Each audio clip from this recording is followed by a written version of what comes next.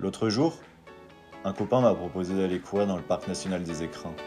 Mais j'avoue que, je savais pas vraiment de quoi en parler. Qu'est-ce que c'est en fait un parc national? À quoi ça sert? Alors, si toi aussi tu te poses des questions, bouge pas, je t'explique. On entend souvent parler des parcs nationaux. En France, il en existe 11, dont 4 sont dans des espaces de montagne. Mais concrètement, qu'est-ce que c'est? Le premier de ces parcs est le parc national de la Vanoise, créé en 1963. Rattaché à l'Office français de la biodiversité, ces parcs s'étendent sur à peu près 8% du territoire français aujourd'hui. Ils visent avant tout à la préservation de la biodiversité.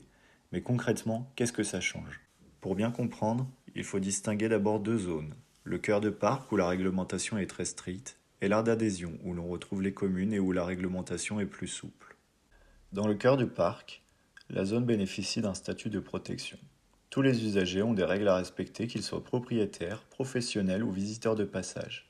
Ces réglementations encadrent la bonne pratique des activités humaines afin qu'ils aient le moins d'impact possible sur les milieux naturels et la biodiversité. Cette zone est délimitée sur le terrain par des panneaux et des balises.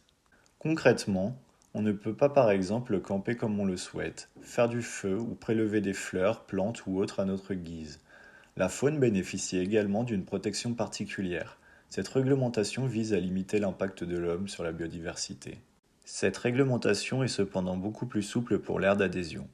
Les communes de l'aire d'adhésion s'engagent via la charte du parc national à mener des actions en faveur du développement durable. Cette charte est renouvelée ponctuellement. Si tu souhaites connaître la réglementation précise de ces lieux, le mieux c'est d'aller sur le site du parc national en question, car chaque parc bénéficie d'une charte et d'une réglementation particulière.